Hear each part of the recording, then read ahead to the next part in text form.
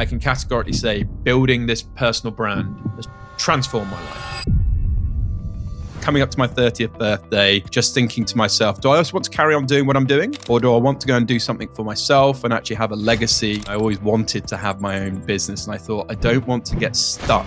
The wage be my cage. It was a very comfortable environment, but I just wanted that bit more. I was earning well for my age respectively. And so I thought at the time, my lifestyle's pretty good. But then you realize you're quite comfortable. You have got more to give, and maybe you've got a passion in something else and you need to go out there and just itch it. And that's obviously what I did. And I think people underestimate the power of a really high quality, engaged niche audience. Because you're right, we're not Joe Rogan. We're not going to get that mass appeal. But actually, if you've got the right people who are listening and tuning in, that is super, super powerful.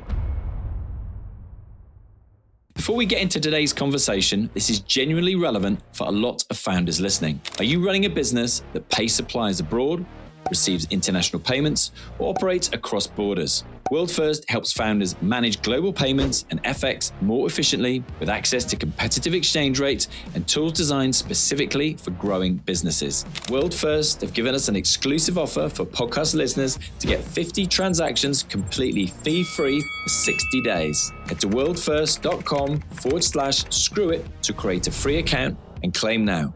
Now let's jump into the main conversation. So Rob, what was the moment you stopped just thinking about building something and actually committed to it? It would have been when I was a director of a boutique recruitment firm in the city of London, aged around 29. And it was coming up to my 30th birthday. And my late grandfather ran his own successful law firm in the UK. And I just thought to myself, I'd progressed quite quickly. I'd been one of the youngest recruiters in the city of London that had got into directorship. I'd been earning well. I'd been at a FTSE 250, and then I'd moved to this boutique firm. They headhunted me across. And I thought, this is brilliant. I've achieved so much in the recruiting space, but I haven't done it for myself. I haven't followed that family, like the family moment where my grandfather ran his own law firm, and I always wanted to have my own business. And I thought, I don't want to get stuck. The wage be my cage. It was a very comfortable environment. Nothing wrong with it at all. But I just wanted that bit more. And I wanted also to carry on the family legacy in law, which we'll probably talk about a little bit later in terms of the other initiatives and ventures that I've launched off the back of it. So it would have been about coming up to my 30th birthday, just thinking to myself, do I also want to carry on doing what I'm doing? Or do I want to go and do something for myself and actually have a legacy and something I can look back on where I took more risk? And as a result of that, more opportunities and things came my way. So just a couple of years ago, then we're talking. Yeah, exactly. Yeah, you've got some hair dye for me. So yeah. What were you ultimately hesitating over, Rob? What was stopping you doing it earlier?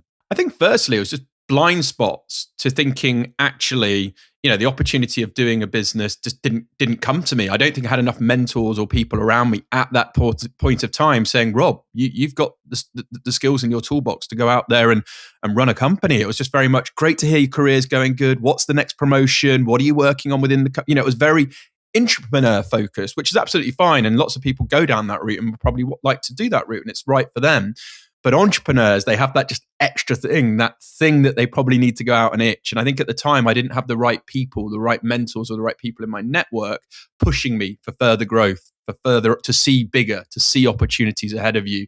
So I think that was absolutely a lacking area at the time. And of course, I was earning well for my age respectively. And so I thought at the time, my lifestyle's pretty good. I can go on.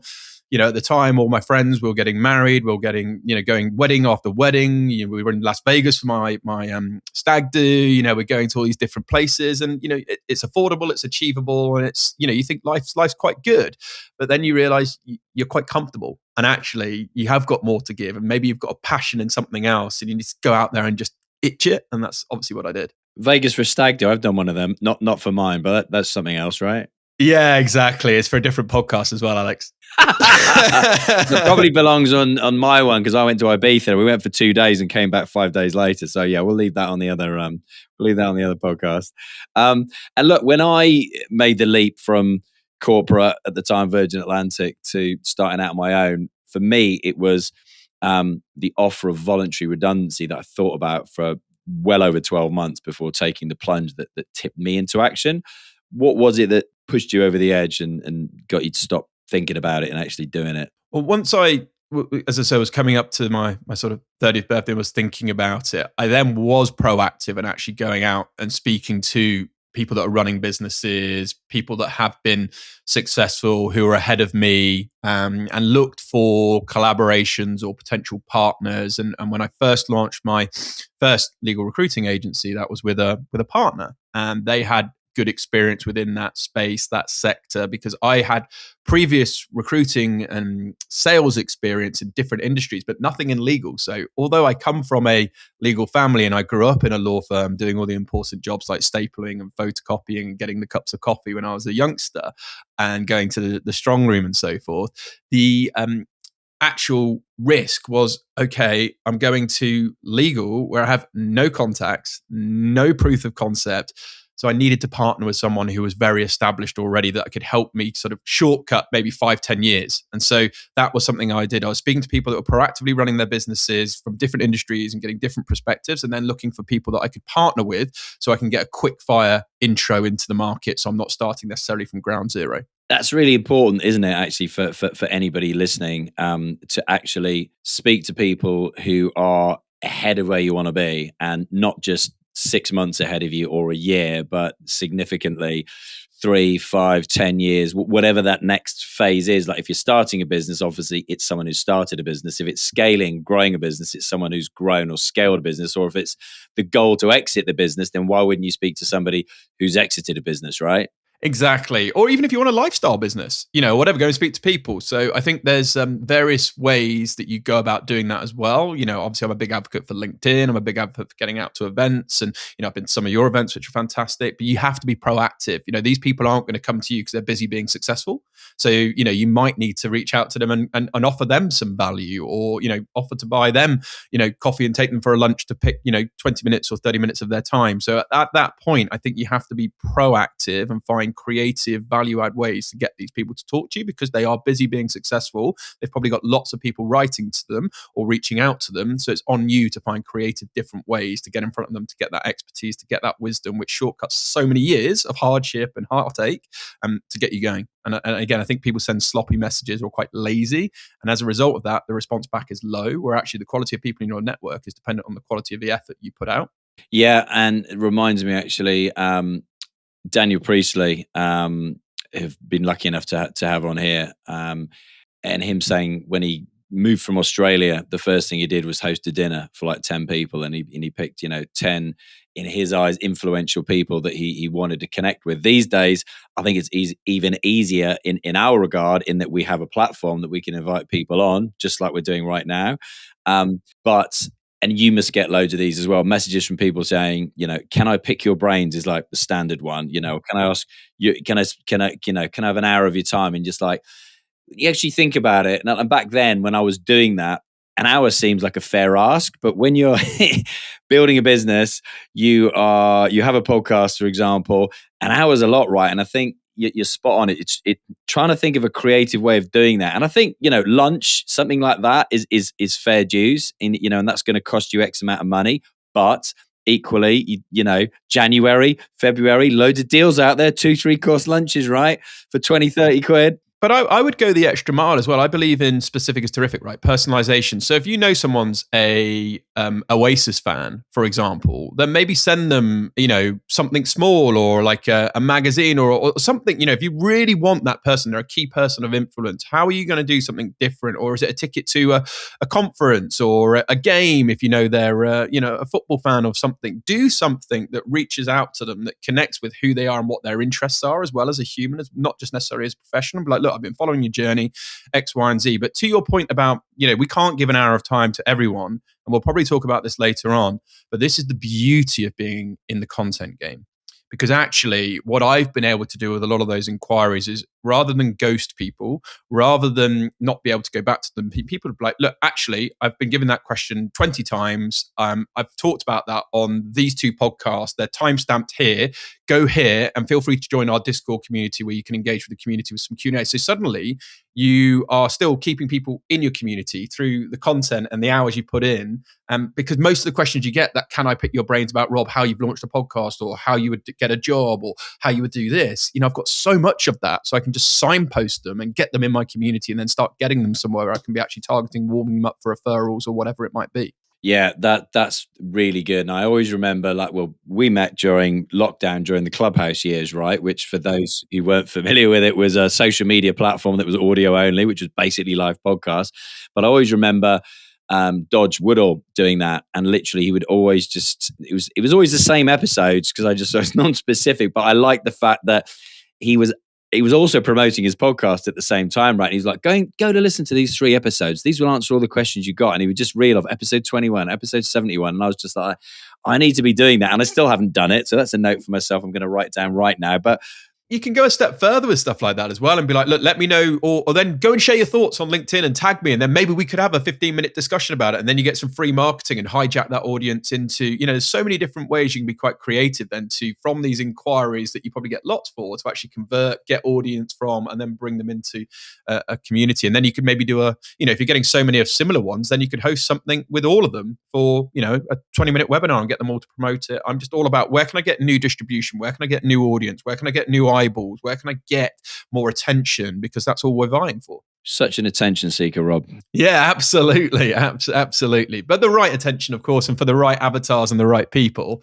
But I think that's really, particularly when you're in a niche industry like me, it's very important that you're getting these key people of influence, seeing what you're doing, because then you get great opportunities that, again, we'll probably go on to talk about as well, which, have been very, very significant for us. Yeah. And I was just thinking the other day, somebody saw me post about Simon Squibb and Helpbank launching a new doorbell of dreams in Dubai, and I posted about that, and I put a link, shared a clip of me and Simon one of the interviews I've done with him over the years, and somebody I know saw it, and they were just like, I know exactly where that she lives in Dubai, and they're like, know exactly where this is in Dubai.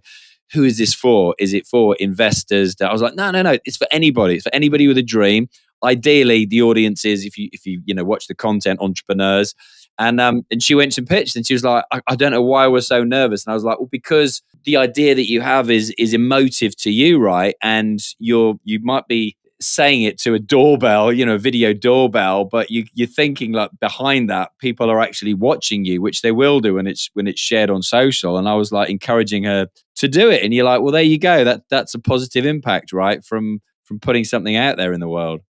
And it works in so many ways. I mean, we've been so creative with the podcast. And talking of Dubai, I recently launched a new initiative linked to that called Courtside Conversations, which is a podcast and paddle initiative, reimagining networking events and so forth. And I had a senior partner reach out to me, because I have a legal recruiting business that's never liked any of my content or anything, wrote to me and just said, hey, love what you're doing. I've just secured a job in Dubai. My wife is an expert corporate lawyer that would be looking for a role, would love to make the introduction. This is why I think they're really good. I know you probably get lots of approaches. So I got a super high quality referral off the back of that. And so, yeah, people are paying attention and watching, particularly if you're doing different things like the Doorbell of Dreams. I love what Simon's doing and all of that good stuff.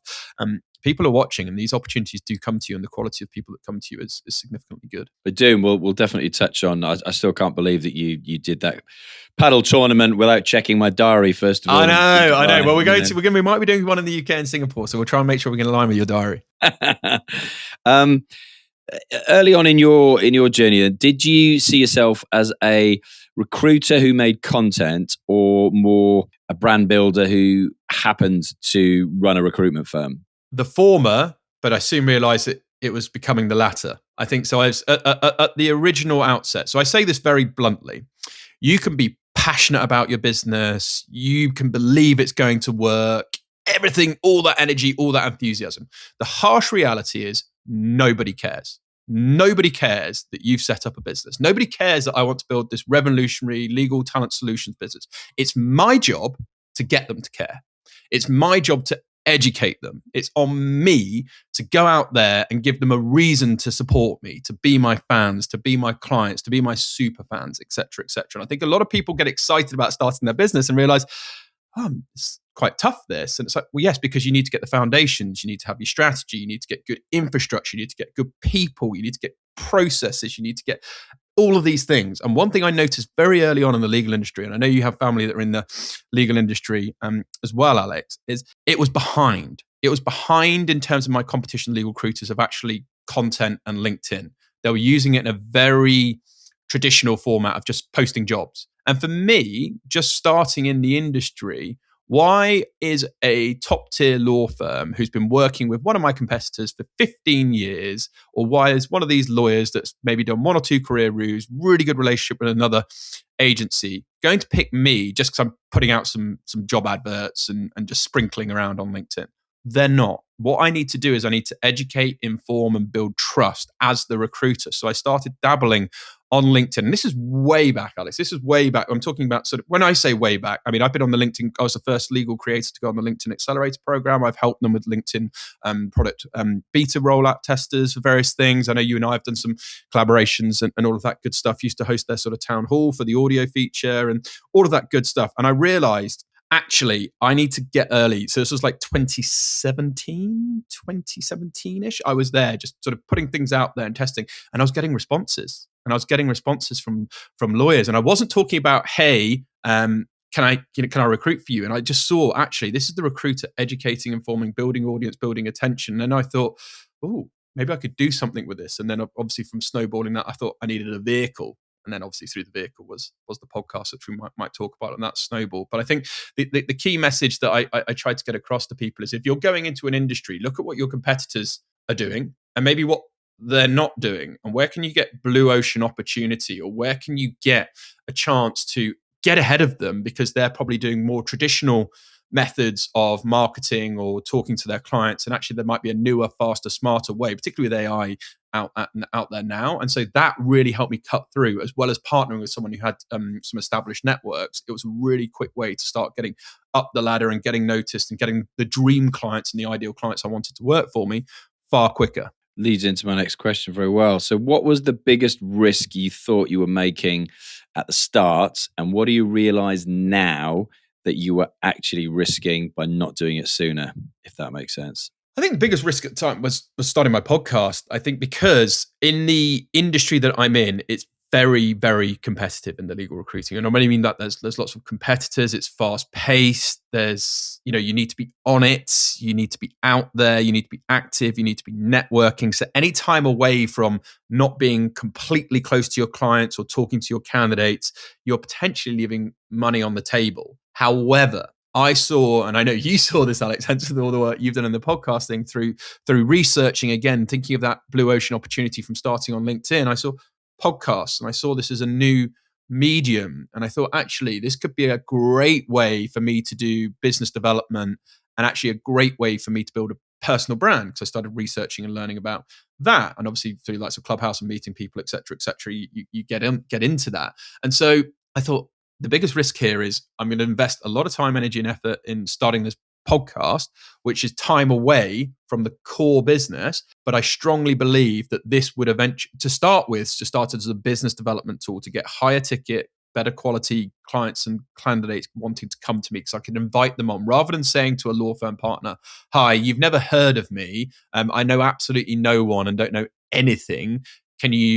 Can I recruit for you? A much better proposition is to say, hey, and this is way back in 2018, when podcasts were new, exciting. Some people didn't even know what is a podcast, and you could write to them and be like, look, I've researched your law firm and I've seen your current articles produced by your marketing team. I think they're good. I think there's a new form of medium actually that we could do that could help you tell your story, which would help you with regards to actually attracting talent. And in terms of new quality articles that create potentially 10 blog posts for your marketing team to produce for you. And I'd love to invite you to my office at the time, we'd do them in my office. We'd make them coffee, we'd make them tea, we'd give them a really good experience. And yeah, it's a great way to start the relationship, and we'd talk about their career journey and we'd do a good job. And then off the back of it, they would actually say, oh, hey, we noticed you've got a legal recruiting business. And so you've immediately started something. You've given them value add. Obviously, you give them high quality assets for them to distribute. It's new, it's novel, it's interesting, it's exciting. And so I found that as a really good way to get into the industry, because nobody else was doing it. We were the first legal recruiting focused business to start a podcast, and it's been super powerful off the back of it. So the risk was absolutely the time lost investing in this and putting energy and effort and researching it, even down to the names and kit and people, because way back then there wasn't as many resources out there about starting a podcast. And I know you've done, it could be a bit of a minefield. And so we needed to do a lot of that prep work, but I'm so grateful that we did, because to where we are today is sort of, top show in legal and, one of the world's best sponsors and everything we've done with it. It was absolutely a bet well paid off. But at the time, it was a risk because we were worried about how we're going to keep the lights on and keeping the other side of the business, which had been the main revenue generator, going. And so that's really important. Sometimes the more risk I know Simon Squibb says this, it's not about hard work. It's the more risk you take, right? The luckier you get. And I absolutely agree with that. I agree with that. And those watching on YouTube and Spotify can see the name of your podcast. Yes. Speaking podcast. Yeah. You can't tell that I'm shamelessly always promoting my show, can you, Alex? I need to get new merch. I had merch. I need to get new merch with a new logo. So you talk a lot about community. What do you think community means in business terms outside of, Instagram comments, LinkedIn comments, downloads, etc.? I think it makes, for me, community is people feel seen, heard, and valued, and safe places and exciting places. So within my legal community, and I've been building this for the last decade. Everyone within the community where we house discussions, whether it's a WhatsApp group, whether it's the Discord, whether it's a group or a forum, people feel safe. They feel they feel like they're heard. If they've got a problem or they're looking for information or they're looking for a contact, they feel like they belong and they feel like they can get access to the information and they get excited about the things they do and they support you and people support you back. That for me is the overarching sign of a really good community. And off the back of that, and people are like, isn't this business? Yes. Greater quality referrals because people remember how you treated them, not necessarily just what you did for them. Then you get greater opportunities because your community grows. You get more brands tuning in on you. So many things come off the back of it if you build a powerful community that then you can monetize, because the community is valuable enough, then you could do a subscription focused model and get that recurring revenue going. So absolutely, I think for me, it's community is making people feel seen, valued and heard within that specific niche of the community you're looking for. That's what I think I always try to do, and not just treat people as a number or a follower, because there's a difference, isn't there, between audience and community. And at what point did you realize that the audience wasn't just listening, but they trusted you? And how did that trust start showing up commercially? Like you mentioned, Clio, biggest player in your space, unicorn a few times over, approaching you for sponsorship, etc. So yeah, talk us through that, because I think people find that interesting. I think it's social listening, feedback. We were getting feedback from people. I was getting nice comments saying, Rob, and again, this is the power of the lurkers, particularly I know I'm leaning into LinkedIn, but LinkedIn has transformed my life. It's been a phenomenal platform that has got me, as you say, some of the biggest deals within our space. People were writing me saying, Rob, that episode with so-and-so really inspired me. I was actually at that same journey where I couldn't get a training contract or I couldn't do this. And hearing that story of that Ibiza DJ that now is a top managing partner has really helped and supported me. I really feel like that was talking to me. And I was getting lots of those. And I suddenly started realizing, wow, people are taking notice. People are really finding this valuable. And I was like, how can we 10x that? How can we really enhance this to go even more value add to the community and all the other things that we've been doing in terms of taking it on the road and creative, events and all these other things have spiraled from it. But I think originally it was just actually social listening and getting feedback and hearing from people and suggestions for things that you could improve, right? Again, seen, heard and value. If someone suggests something and you just flat out refuse it. I'll give you an example. I had a dedicated listener that I didn't know had been listening to the show. They sent me a message probably 2 years ago. And I acted on it just a year ago. They said, Rob, we have an icebreaker question, which is linked to the TV show Suits, on the scale of 1 to 10, how people think, how real it is. And we'd asked it for every guest, and we're currently in our season 10. And they said, Rob, it's time to change the Suits question. It's boring. It's been done. And to be honest with you, some people haven't seen the show. Others have. I know you wanted the legal link and the Harvey Specter thing and everything else.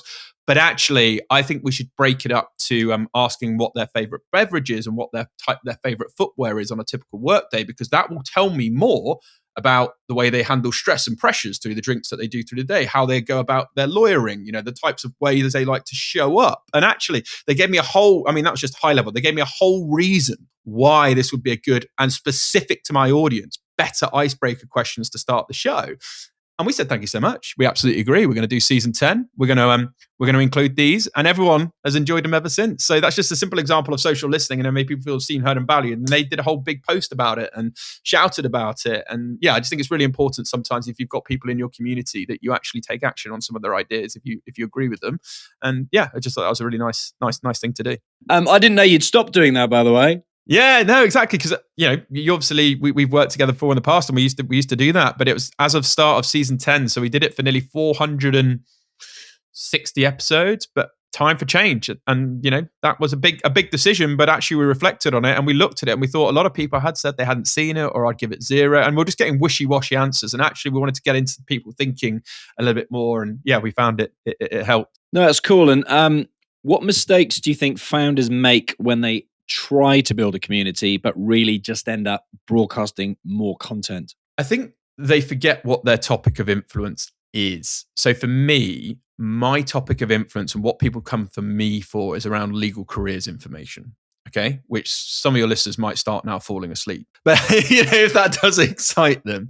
So what I mean by that is when you're going to start a community, is like, what is it if people are typing into Google or ChatGPT or one of these platforms, what are the 1 or 2 words are the pain point that you're trying to relieve for your end audience? And with that, stay true to that. So everything that I do is very specific to legal careers, future of law, and we've cut across different things as a result of that, mental health within the law, diversity, equity, inclusion within the law, various different facets. But to keep the community, where founders go wrong is I think they just think, right, I'm just going to chuck this out, like you say, and see what sticks. It's like, no, really think hard about what is the main pain point with the audience that you're trying to talk to, and make sure that you're very, very, very tailored in that messaging. I found that's what's been able to give us longevity, because people start podcasts, as you know, people start communities, and they start forums, and they stop. Where actually, if you've got a good understanding of like what your topic of influence is, why you're showing up, why you want to do it, why people should care,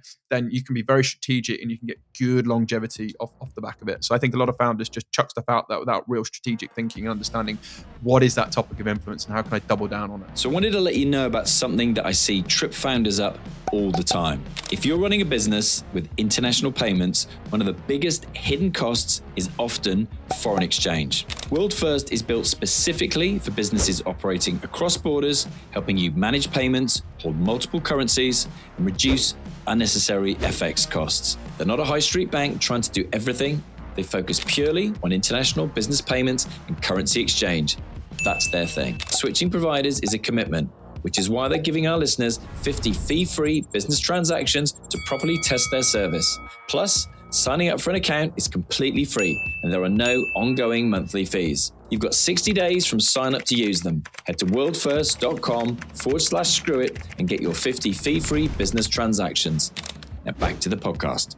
Do you know what? I'm one of the biggest guilty practitioners of that, and I'll tell you why. And you can give this advice, and obviously I've been in the podcast space for nigh on a decade, and some of the advice I give people is be careful. When you're doing the intros, before you know it, it all becomes about the host, not about the guest. All these kinds of things. And another one of those was around exactly what you're talking about. The topic and the intent behind the topic and the people you're speaking to. And I don't know, in my mind, I just thought, yeah, I've spoken to now about 500 entrepreneurs and business owners.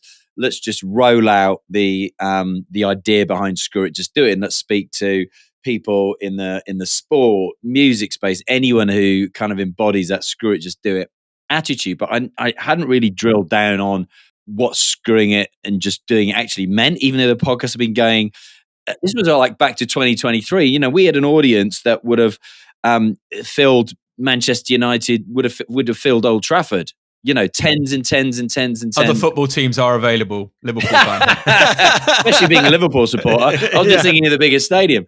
But yeah, that's falling apart. But anyway, won't go there. And before I know it, I'm interviewing the silver medalist from BMX, silver medalist from canoeing, all these, rugby legends and all the rest of it. And I was loving it, right? I was really enjoying it. But the audience voted, the community voted for it with their ears and their eyes, and it literally, like when I say plummeted, unbelievable. And especially another thing in business, right, and podcast, if you don't keep your eyes on the numbers, if you don't keep your finger on the pulse, right, you don't actually know what's happening in the business. And I didn't realize till months later that was happening. I was busy out there, rocking up to George Cruz's house, the former England Rugby International, Andy Goode, Saracens fullback, having these great conversations. Meanwhile, not checking the numbers, not listening to the feedback from the audience, and it absolutely plummeted. So, this kind of reinvention of the podcast now, and having World First come on board as a sponsor, as a partner, has really refocused my attention on who is this podcast for. It's for people who are looking to start, grow, and scale their businesses, right? And what struggles, what challenges do they have that we can provide the answers to? But before that, it had just gotten so broad, and you're right, so many people do this, and I never thought I'd be one of those people. But before you know it, maybe there's a bit of ego in there as well. You can kind of think you can do what you want, right? Because you've built a super, pretty successful show, really. No, it's not Joe Rogan or Dara CEO, but it's still pretty successful, especially from an audio perspective. And you've kind of lost the raison d'etre why you started the thing in the first place, right? 100%. And interesting fact, Andy Good went to my school, along with No some other way. folks. Yeah, exactly. Another connection. Yeah, absolutely. But maybe this talks a lot about, I'm very intentional and very strategic when it comes to things. And when we were looking at, when we got approached about sponsoring, so our tagline is inspiring legal minds, transforming legal futures. And when we were starting to get approaches, we wanted to have an organization that really understood that, and understood that we want to, transform legal careers, because things are going to change. The way my late grandfather ran his practice of law, paper heavy, documents, bundles, files, very manual, fax machines, you name it, nothing near that now in a modern, and what will be a future law firm. So, our current sponsor, maybe we'll talk about, their mission is to transform the legal experience for all. And when you reflect on that, you think that is huge. That basically is everything and everyone, because at no point in anyone's life will you not go through interacting with a legal professional in some capacity. And so you look at that and you think, okay, well, then they became, the first ever centaur. Then they did the world's biggest, just last year, $1 billion acquisition of a legal organization. Then they got their $5 billion valuation and the Series F 500 million raise. And you think they're still just getting started. And you think there's a real partnership here, because we're trying to double down on transforming people's futures, their careers, and what's going on. And we're partnering with a technology company that is basically I describe it as the engine of the car. And everyone collaborates, and they collaborate around them, but nothing works without the engine, right? You can have the best spoiler, you can have the nicest tires, you can have the best steering wheel, gearbox. None of that's going anywhere without this engine driving it. And so I see us as a beautiful partnership with great synergies, delivering on that topic of influence and 10xing it. And again, I think a lot of people fall foul of that, particularly with shows, because we get approaches all the time now about, hey, we sell burgers, we'd love to advertise on your show. It's like, it's not right for us, right? If we were more lifestyle or whatever, maybe, but we're very, very lasered in. And I think people underestimate the power of a really high quality, engaged niche audience. Because you're right, we're not Joe Rogan. We're not going to get that mass appeal because, we're focused on the, but actually, if you've got the right people who are listening and tuning in, that is super, super powerful. And I think it's still underestimated, the value of that. Yeah, and do you know what was interesting, actually, having the conversations with World First, is that they actually, went to Dara CEO and asked to sponsor that show. And then they're like, actually, when we actually did the research and got the information back as to who their audience was, it's like, their audience is everyone now. We don't want to appeal to everybody. That's not our audience. That is so the opposite of what they want to do. It is, SMEs, small business owners who are looking to grow their business. So yes, those people listen to Dara CEO, but equally, you've got people who spend their weekends watching Love Island, and then Dara CEO just happens to be some celebrity that happens to be on there, right? That he's morphed the podcast into, but he's done it successfully, right? He's broadened it, which I tried to do, but he's gone after huge names. Yeah, and look, I think you and I know one of the key metrics in podcasting is that listening time, because a lot of people will be catching clips and algorithms will be feeding them Diary of CEO and TikTok and etc. etc. But the reason we've been able to retain big ticket brands and do big ticket things is because whilst our audience may be this size versus necessarily that size, the quality of that audience listening end to end is significantly above industry average, like you and I know. And so if you've got X number of people listening pretty much throughout that episode, then brands and people are going to think, well, my mid roll is going to get hit. People are going to listen to my mid roll. My end roll is going to get hit. They clearly like the content because what's being said, so it's good brand association. They're probably going to refer the show out. There's so many like multiple things that start, thinking about. And so that for me has always been a key metric that we've looked at in terms of and again, seen, heard, and valued. Because can everyone, if you go for everything, feel seen, heard, and valued if you're building a niche community? Maybe, maybe not. If you have enough resources to, absolutely. But I think if you're, in a space like legal or accounting or insurance, I feel like you can definitely grow and grow pretty big, but stay true to what your audience genuinely wants. Agreed. And that's Clio we've been talking about, obviously, when we're talking about your sponsor. Yeah. So moving things a little bit further on, you've essentially made yourself the front door of your business, right? If you're watching this, you'll see exactly what I'm talking about. Was that intentional, or did it evolve like naturally? Did you come out with that idea from the very get go, or has it just evolved over time, mate? It's evolved over time. It seems so obvious, when Yeah, you exactly. look back, but at the time it hadn't.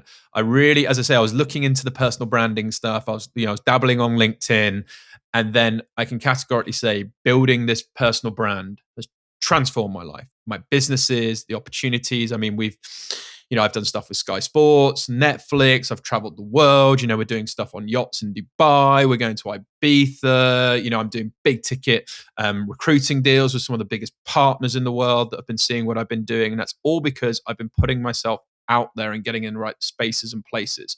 However, people are, that's all well and good. How did you start? So I'll give one strategy for how I started. And I'm all about audience jacking, right? I think it's so underrated.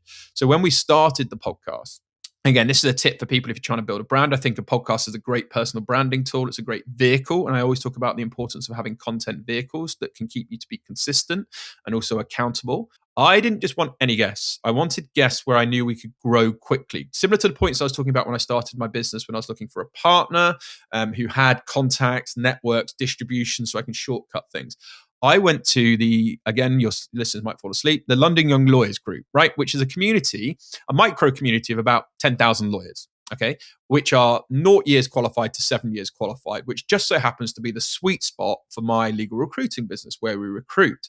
So I had got friendly with the co-presidents at the time of the London Young Lawyers Group, and they were our first ever guests on the show. And why did I invite them on? I wanted to give them a great experience. But what are they going to do? They're going to send it to their newsletter of 10,000 people. They're going to send it to their community. They're going to tell their next events about what's happened.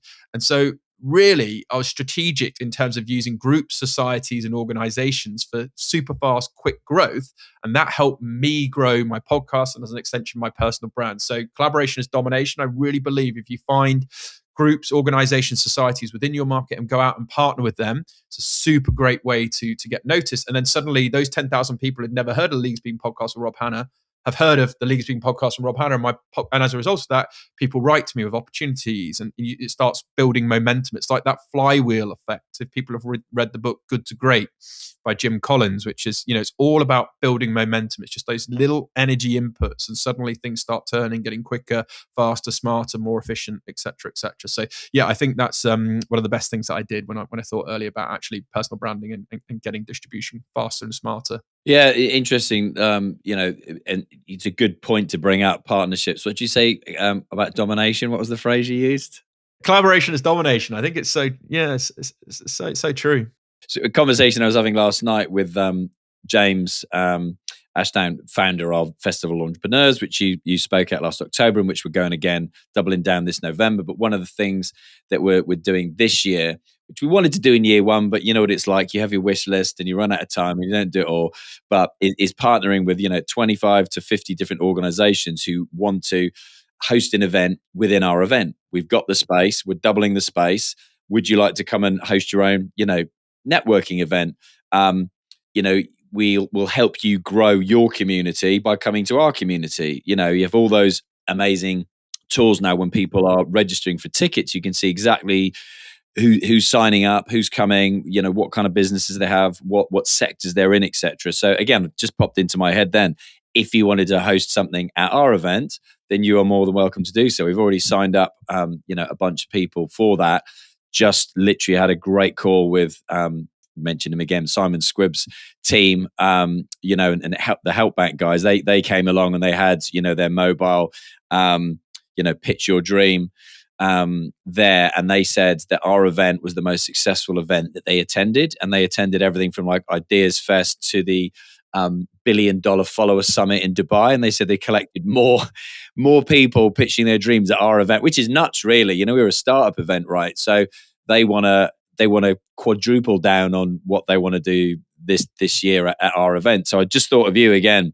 Put that in your brain, and if you want to do something, you're more than welcome, mate. So, but I'm not surprised by that, because I thought the inaugural Festival Entrepreneurs was brilliant. I thought the setup, the format, the quality of the speakers, and I mean, I've had business things, courtside conversations. The Dubai thing that we were ideating, and my co-founder, we were doing it on the ground in Festival of Entrepreneurs. We'd met before, but we arranged to meet at Festival of Entrepreneurs to really flush out that idea. So, I've now got another business initiative off the back of it. I've also got, Rui Samuel, who's a good guy that, was on the panel for, who's great with Connected. He's one of his investors is in my legal space that we know super well. And there's probably collaborations that will happen. I think that it's not my phrase, but I love the phrase, we is greater than me. And I think it's so true. Like you saying there, we're going to provide this forum, but your community can grow with us, go as you grow. And I think it's really, really important. And yeah, absolutely. I'd love to do something like that within Festival Entrepreneurs. I think it's a brilliant event. I know you were busy anyway, let alone doing something else at the event. You were busy at the event for 2 days, which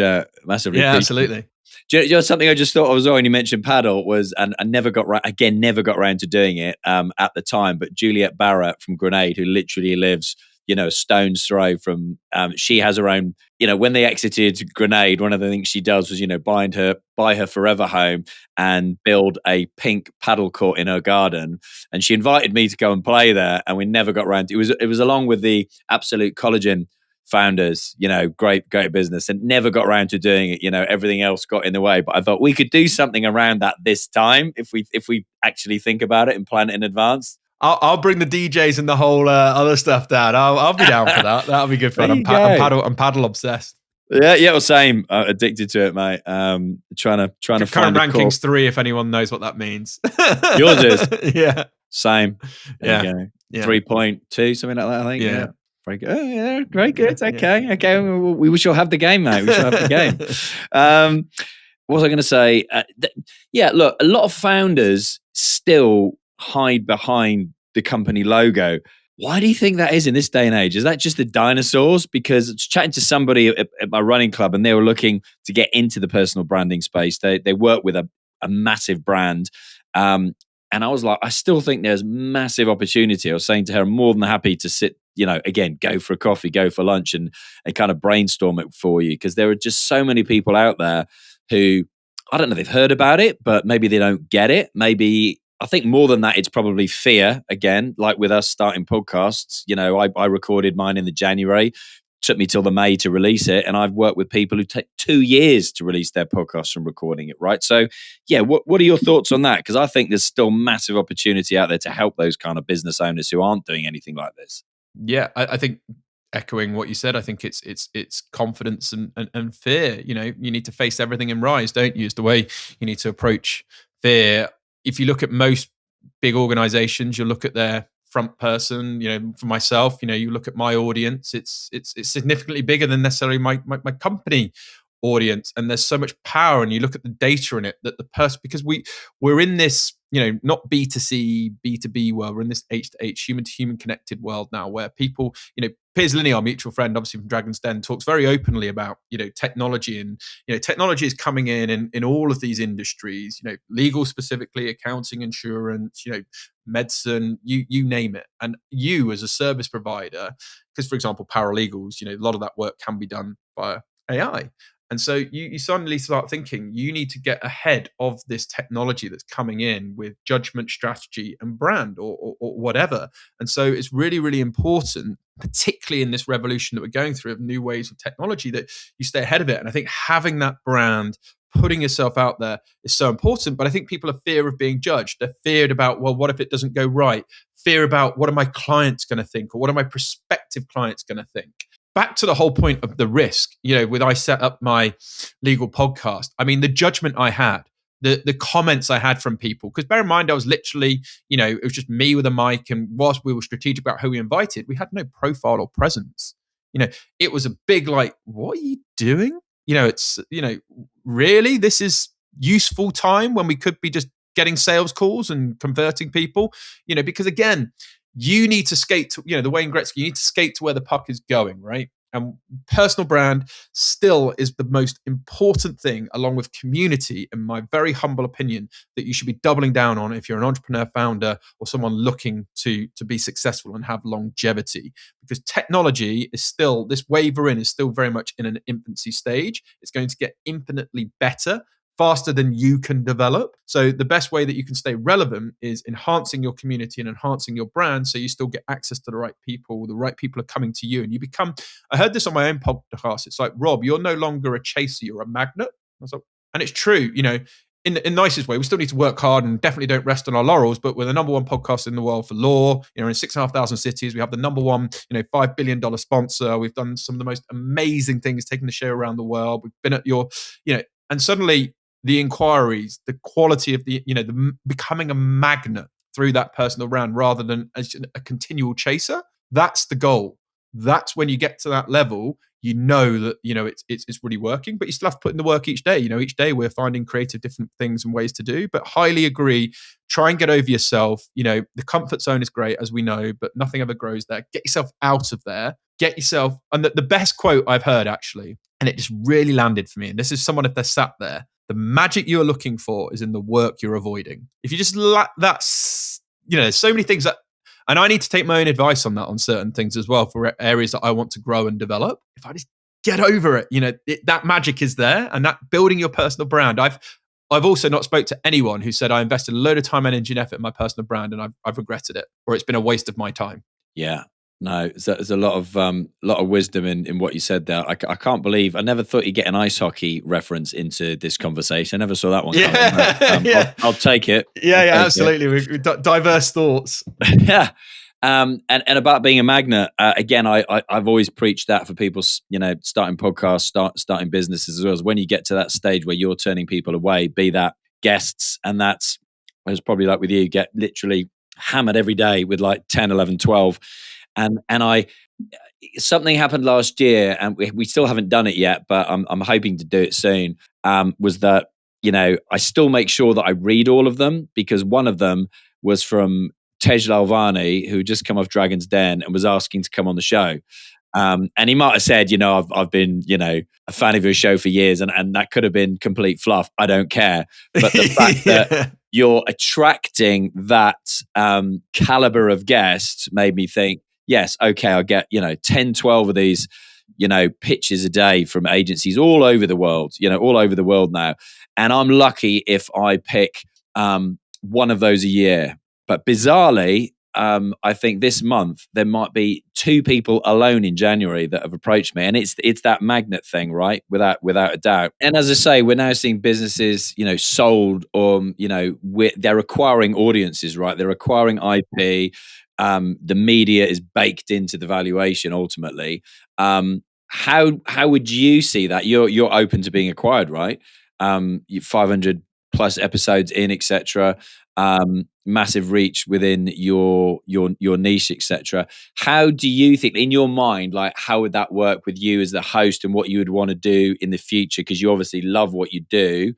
Would you continue working on that? Would it be like, and it's interesting, right? We're at the very, threshold of this, at the forefront of this right now. It's just started happening from what I've seen. I haven't seen much of it happen pre 2025. But very similar to a business, I suppose. You have that kind of golden handcuffs exit, and you're still in the business for X amount of years, and you get your earnout. I don't know. How do you see it, given that you're in the legal field as well? You know about far more about it than I do. Yeah. Well, firstly, I think, I've got friends that go on, Good Morning Britain, ITV News, and they're complaining. They're like, "Ah, it's great they'll go on TV, but I want to get more distribution. No, the people are on social media. The people are on, the mass distribution is with that. So I think at the moment, people buying and acquiring podcasts is still relatively new. I think in the coming years, it'll be quite simple, because you think about TV stations or things that are acquired or rebranded or repackaged. I think it's going to be, people are going to want those audiences because they've seen actually that they're trusted. Particularly if they've done things connected to the show where they've proved people turn up, be it for events or they're buying the merchandise or they're believing in the quality of the courses, whatever. But I think for simplicity, of course, there'd probably have to be a phase out, or there'd be a co-host, or there'd be an element to that where you would I'd still want to probably, certainly if it's a brand that's connected to your name, you'd want to make sure that there's value alignment. Of course, the financial incentive is financial incentive, but actually for me, my late grandfather always used to say, Rob, it's very hard to be successful, it's far harder to stay successful.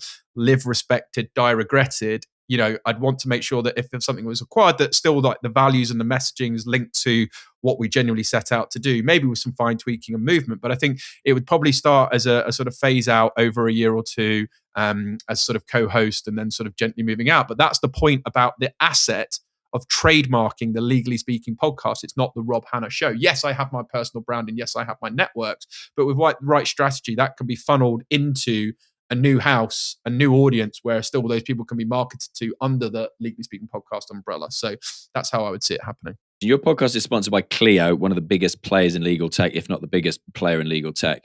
What does that signal to the market about authority and positioning? Everything. It changes the game. But what is important, of course, now they are the world's largest. And this is where research. So I get so many people to write to me and be like, Rob, how have you been able to run the podcast for so many years? How have you had many of these guests? How have you been able to acquire Clio? I did my research, because Clio were not as big as they are now when we first started the partnership. But I saw what they'd done before. I saw that they were a unicorn. I saw that they were a centaur. I saw what the CEO was doing. I understood what their mission, transform the legal experience for all. I knew they were going to go in different directions. I saw growth. And so my advice is, yes, you may have a sports show and you want Nike or Adidas straight off the bat, but what's that emerging brand, or what's that challenger brand that might be looking to try and get some distribution and some audience? Because what value can you bring tonight? Maybe you can, maybe you've got a huge audience already, but if you're a growing show, we're getting more on that growth. What are some of the organizations that are looking to grow and acquire, or what's the strategy? So mine was a geography play, right? So Clio were looking for distribution in the UK market. They're huge in the US and Canada. Obviously, a large part of my audience is in UK and Ireland. We know that because we look at the data, the downloads, statistics, etc. So the partnership and the value add to them is, let's wrap around an influencer and a show that's got growth and distribution in a market area where we don't have much publicity and voice at the moment, with a key person of influence that's been a LinkedIn top voice, who's done all these great stuff, done all these collaborations, etc. So think about, if you're thinking about your ideal dream sponsor or brand collaborations, like, where can you be that value add? Where can you deliver for them on terms of their mission? Because I think if you can connect with them, you stand a greater chance. And think about those who are on a journey and go on the journey together. And that's exactly what we've done. And we've gone on a journey together. It's a partnership. And there's so many cool things. I've emceed for events for them at the likes of BAF, the 195 Piccadilly, where Notting Hill was filmed, where, it was awesome. We've done so many amazing, incredible things. And so I think that is a really key piece of advice I'd give to people in terms of, can you be a geography extension for them? Can you be a profile extension for them? Can you help them deliver on their mission, something they're not getting, and could you maybe be part of that journey? Funnily enough, that was the conversation with World First about UK access size of UK market, etc. And I think 79% of my audience, I mean, there's shows in over 160 countries, but 79% of the audience is UK. Okay, question: if somebody wanted to sell their business in typically 3 to 5 years, who's listening now, how should they be thinking about content today, right now, 2026? It needs to come down to, not to repeat what I've already said, but I think it needs to be valuable enough for the people that are consuming that content. You can't, so for me in legal, like the content we are producing is around future of law, the changes in technologies, who are the main players that are disrupting the industry, who are those CEOs. So the quality of the content is coming from the minds of those that are shaping the future of what you're going to be working in. And I think if you can do that, your content becomes super valuable. Whereas I see the issue with certain things is that content isn't evergreen enough, or it actually goes out of date. You've seen this, Alex, time and time again. If we were to go and look at content now from 20 years ago, maybe some of the principles might be relevant, but the reality is it's probably not going to be that helpful. So I would always be thinking about content in terms of how is it going to be relevant, because these growth, I'm also an investor in a legal tech company and a recruitment tech company and some other businesses. And it's all about looking forwards, like what's the trends, what's going, you're looking forwards all the time at like what's happening and what's going on. So if you're looking at that exit 5 years, I wouldn't be talking now about agentic AI, because that's going to be table stakes, like 5 years time from, where we are today. And think about like, what are the people in that community who are consuming that content going to find super valuable to them, be it from I'm obviously a recruiter and a careers guy, right? So I come from that careers guy, but maybe it's entrepreneurship, whatever it might be, because that is going to be hyper valuable. And if you find a system of making that continuous, then I think you're onto a winner. If you were starting again today, what would you not do with content? I mean, look, I've made lots of mistakes, right? Along the way through, little things. And I think it may have been your advice back in the day. When we first started our podcast, we would put like episode 1 in the headline title and realize that that's lost digital real estate because people aren't searching episode 1 back then. That makes so much sense looking back, doesn't it? You make, so I think it would just not understand the basics. If I was not making content, I would speak to people that are ahead of me. So if I was to start to a podcast today, I'd reach out to an Alex Chisnall and say, find a creative way, and find 20 minutes of your time, be like, look, I'm looking at getting into starting a podcast. It's going to be my main content vehicle. What are the top 10 lessons you can give me? And you might be like, go and listen to this podcast because I was there at that. But I would probably make sure that I know the fundamental basics that, and speak to key people of influence, because I didn't do that when I first started and I made mistakes. And yes, of course, you learn and evolve. But if I was doing content now, and by the way, AI is great for that. You can be using a lot of these tools to get ideas, suggestions, and stress test it and act as your coach and your mentor. And I'm an advocate for that as well. But also go and speak to people when they're doing the doing, like keep the human in the loop and have good people is probably what I would do. And I would try to keep it as an authentic and relevant to your audience as possible and not chase everything. Exactly. One of the things that I've done, and I think is important to review regularly, rather, especially giving my example of, the audience dropping and not having your finger on the pulse with regards to who your audience is and what are they doing, what they're responding to and not responding to.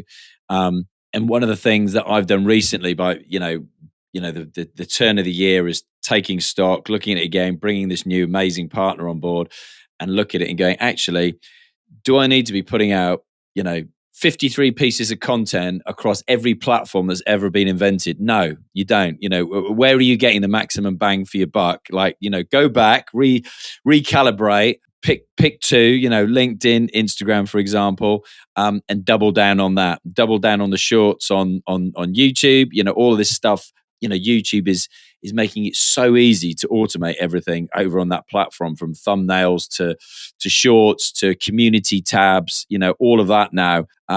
Whereas you still look at, Spotify's trying to do a fair amount in the podcast space, whereas Apple have just kind of stayed still and done absolutely nothing, which always amazes me for a company like Apple. But there you go.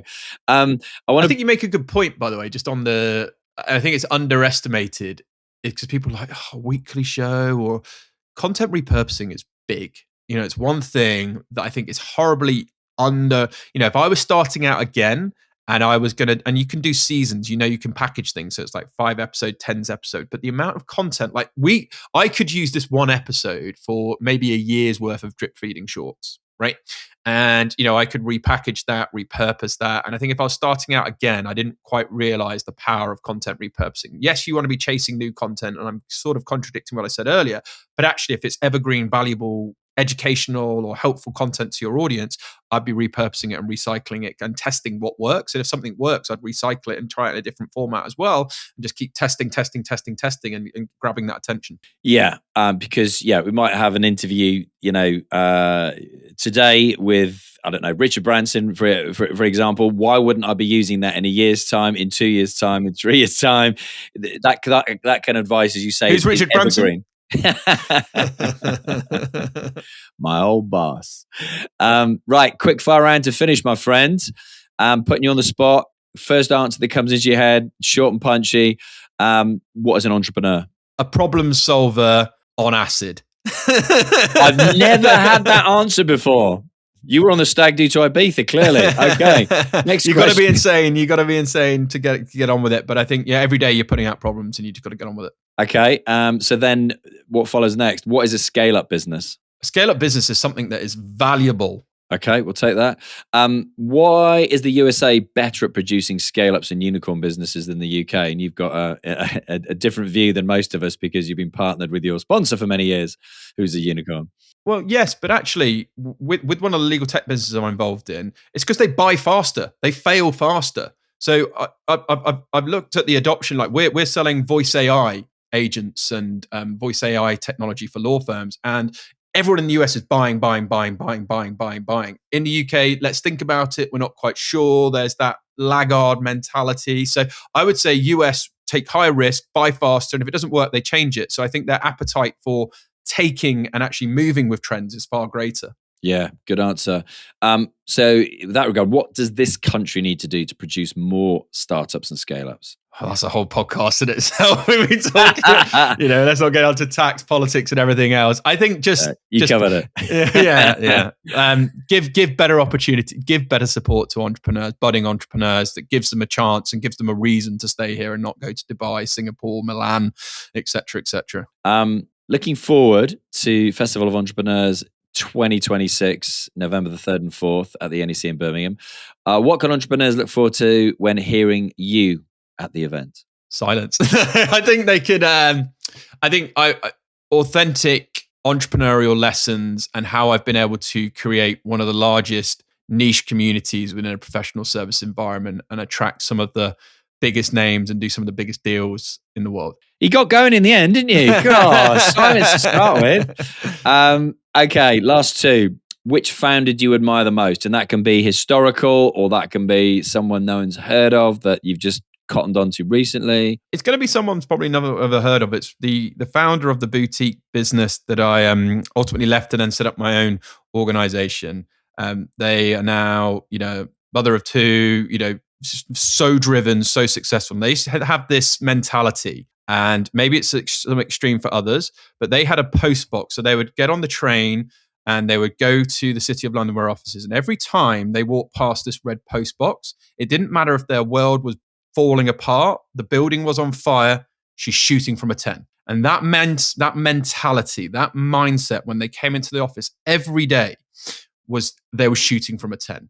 And that's why they were a very successful entrepreneur. They were able to black out the noise. They were hyper-focused. They were driven, and they were successful off the back of it. So I admittedly have not been able to get to that level of performance. I want to get to that level of performance, but every day I woke up and I do something psychologically or I do my run, I'm trying to shoot from a 10. But that founder really, for me, was the pinnacle of, we've got so many things going on in our lives and we're emotional beings. But when they went past that post box, it didn't matter what was going on in their world, they are focused. And I thought it was really, really good insight, and it inspired me.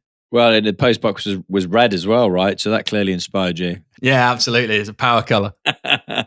Last question. Who, having been on the show and known the show for many years, who would you recommend as a great guest for the show? I would recommend. I was going to say, think about it and come back to me. Well, no, you were talking about the sports people, and I was going to suggest my buddy, but then I was thinking about your core message in terms of the audience you're about. I was going to say Stuart Broad, because he was a good buddy of mine, and obviously tremendous cricketer, but also great determination, resilience, and also has also been a very successful and Andy Good and all. You can get some of our old school lot, but he's also been very entrepreneurial with a number of restaurant chains and pubs and things like that. Oh, so okay. Yeah, that sounds cool.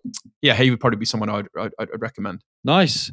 Well, look, anything that we forgot to mention that you want to get in? We talked about your podcast, Legally Speaking Podcast. We talked about Clio, sponsor. We talked about KC Partners, your legal tech recruitment firm. Anything else you want to mention before we go?